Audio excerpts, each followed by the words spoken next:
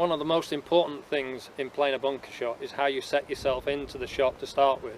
And what I've done here is I've drawn what I call a station to actually make sure that you set correctly every time you hit a bunker shot.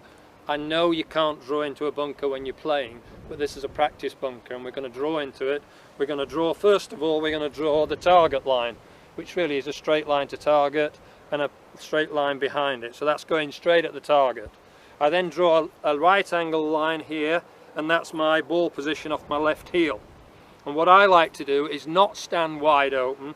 I like to stand with my left foot, which is about 60 degrees open, and my left knee pointing at my left toe. And that really gives me a perfect set for my position into the actual shot. And I like to lower myself into the shot. I see too many people stand up and just try and get the club to actually get the ball up. What you've got to do in bunkers is get down to actually stay down to get the ball up. So we're set. And now what I've got here is I've got the line of my toes, which is slightly left of my target line. It really is slightly left.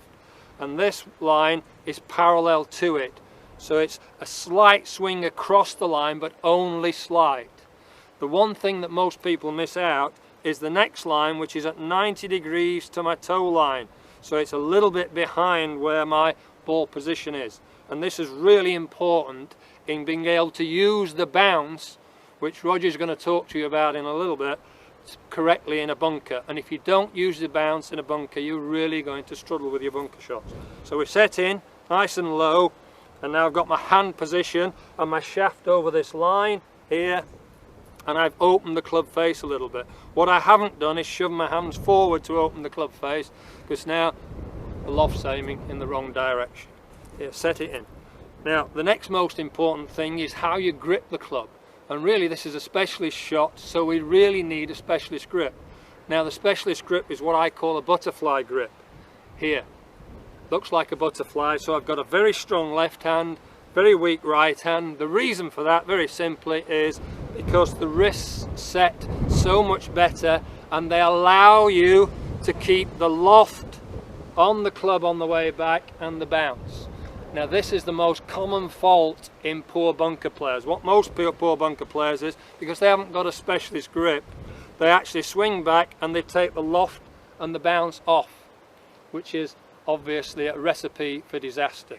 So then we've got the club in position here, we've got strong left, weak right, and now we've got the loft aiming correctly. So we go around, up, I've got the loft correct, I've got the bounce correct, and then from there I move down. I've set a box in the sand here, and all you've got to do to be a good bunker player is to actually take the box out. So you come down into position, leaving the loft and the bounce through position.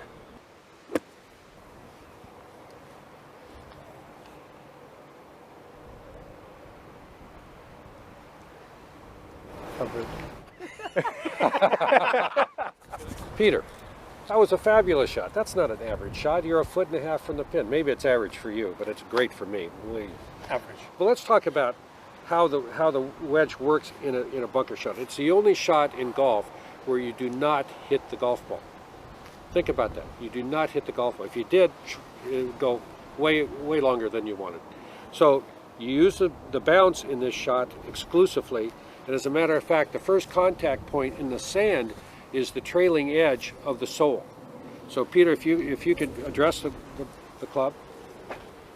Okay. Now he's loading on his left, so the bottom of his arc is going to be right at the ball, because the bottom, you need to hit sand first. He's going to hit the beginning of his box and come out at the end of his box right there.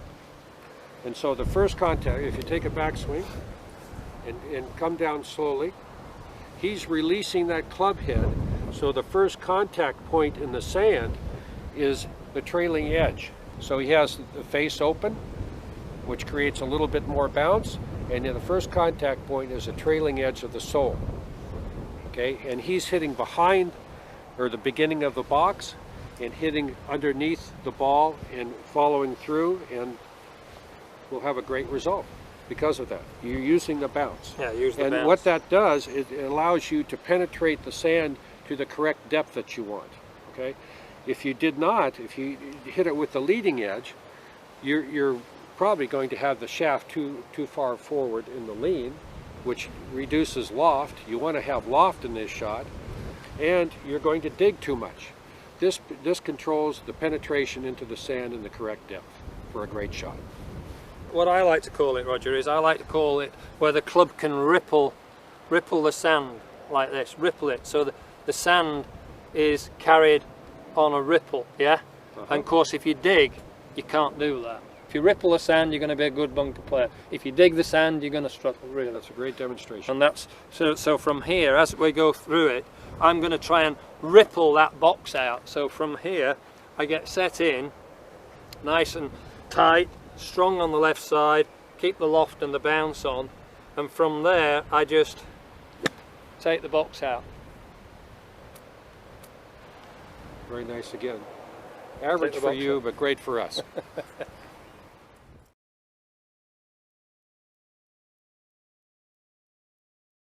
Right, plug lies in a bunker. And really there's basically two ways to play this shot. Most people close the face, hit down hard, take an awful lot of sand, the sand's moving forward, it carries the ball forward, and it has a lot of release on it when it hits the ground. This is the safest way to play plug lies. So really most people close the club face, get the leading edge digging, so this time a dig will actually work, but you lose total control. And I'm going to demonstrate that really quite markedly, that the ball will actually release, and it's really a closed club face, and as steep as you can, take as much sand as you can and hit it, but that ball just releases very quickly. The reason it releases is because you're pressing the sand forward, the ball's carried on the forward momentum of the sand, and it releases. So if you've got a lot of room to work with, very easy shot to play and very effective. If you've not got a lot of room to play and you have to get the ball close, there is another way, but it's actually a very specialist way.